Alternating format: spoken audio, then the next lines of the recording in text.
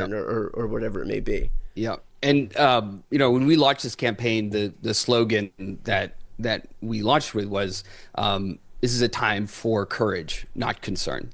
And I think that, people in Maine are just fed up with sort of holding out this hope that she would do the right thing, that she would have the courage to stand up for our democracy, the rule of law. But we haven't seen it from her. And so this idea of courage, and I think is what this moment of crisis for our country demands. And we're not seeing from her. And it follows a tradition I really think we have in Maine. And most recently, we saw from our governor and the way she stood up to Donald Trump in the White House when he was trying to bully our state. But we have, we're coming up on the 75th anniversary of Margaret Chase Smith speech on the Senate floor against her own party and Joe McCarthy, and helping to give clarity about the extremism that was doing to our politics. But we have a rich tradition in our state of that type of leadership and courage. We have not seen it from Susan Collins, not just in the past 8 years, but in the past 30 years that she's been there. So that's the type of leadership that I think Maine needs, and that I hope to serve the state with.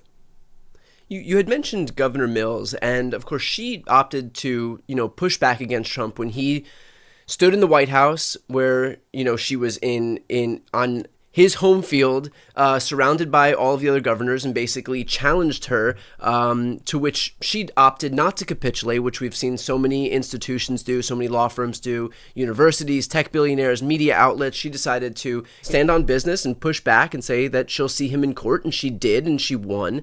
And so what do you make of the fact that, we do have some folks who are willing to stand up, like the governor of your state, even in the face of so much capitulation by all of these other entities? Yeah, I think when that happened, when Governor Mills stood up and for the rule of law and what was right, I'm a gay man. I'm married with a child. We had our first child in January, and I really felt she stood up for families like ours. But Mainers, we also feel like that's what we expect from our governor. That's what we expect from the leaders that we send to Washington. And I hope that other leaders around the country and other states and in Congress see her example as what we need in this moment. And it's not about liberal, conservative, are you what party you are. It is standing up for what's right, and Mainers support her for that. I mean, I saw a poll recently in the Bangor Daily News that was asking about the issue of trans people in high school sports, on where you stood on it. And it was, 70-30 supported seemingly, the policy of restricting it.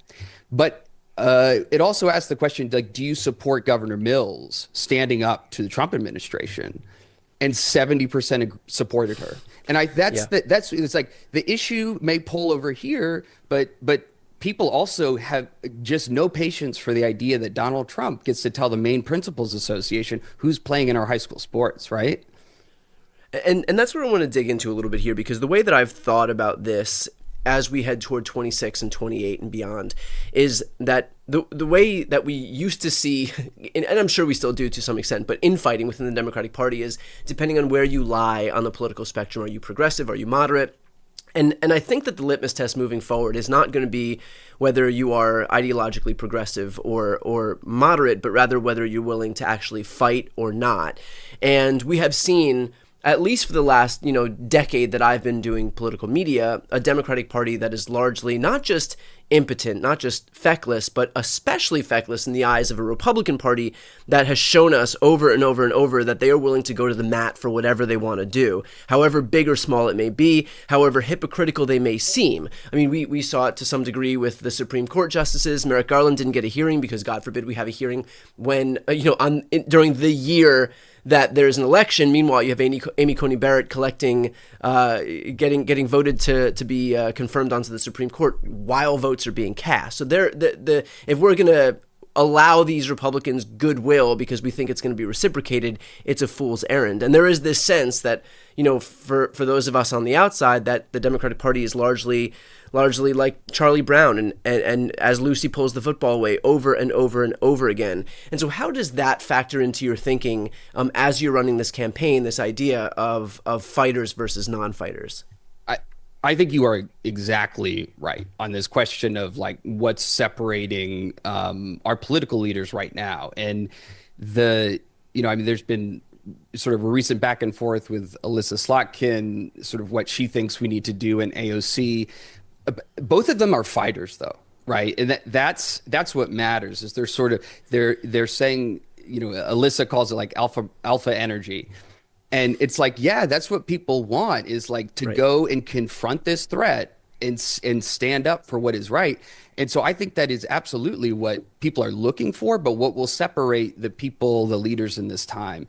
And so like that's really what we're doing in this campaign, and what I think this moment demands of us. And in terms of how Democrats win and how do we, we're coming off of this election loss. One of the most startling statistics for me after this election was that Democrats had lost households with an income below $50,000. And I said, that the party that I joined when I was in high school and organized and knocked doors for, like, that was a party committed to lifting people up out of poverty, to giving people the freedom and opportunity to pursue the future that they wanted.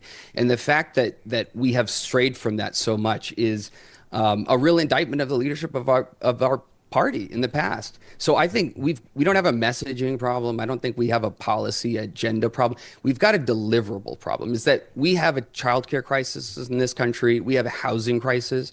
We have healthcare costs that continue to skyrocket. These are the same issues that existed in this country and have gotten worse since I was growing up and Susan was first elected to the Senate. They've only gotten worse, and Democrats haven't delivered for people on these issues. And that's what we have to do. And we have to go to Washington willing to go and fight for those things.